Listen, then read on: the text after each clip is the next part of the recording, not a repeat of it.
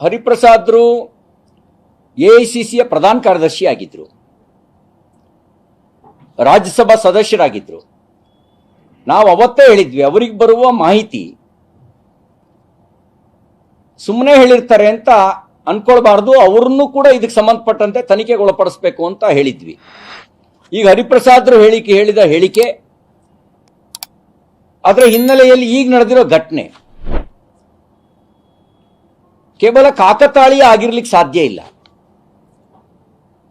ಹಾಗಾಗಿ ಹೊಸಪೇಟೆಯಲ್ಲಿ ಬಂಧಿಸಿರುವಂತ ವ್ಯಕ್ತಿಯನ್ನು ಸಮಗ್ರ ತನಿಖೆಗೆ ಒಳಪಡಿಸಬೇಕು.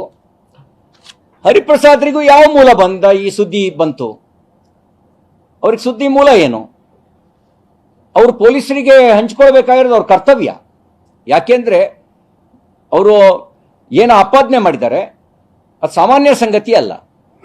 ಹಾಗಾಗಿ ಅವರು ಪೊಲೀಸರಿಗೆ ಹಂಚ್ಕೊಳ್ಳದೆ ಇರೋದು ಮತ್ತು ಪೊಲೀಸರು ಅವರನ್ನ ಎನ್ಕ್ವೈರಿ ಮಾಡಬೇಕಾಗಿತ್ತು. ಎನ್ಕ್ವೈರಿ ಮಾಡದೇ ಇರೋದು, ಎನ್ಕ್ವೈರಿಗೆ ನೋಟಿಸ್ ಕೊಟ್ಟರು ಅಂತ ಅಂದ ತಕ್ಷಣನೇ ಇವರು ಉರಿದು ಬಿದ್ದರು. ಅಷ್ಟಕ್ಕೇನೆ ಭಯ ಬಿದ್ದು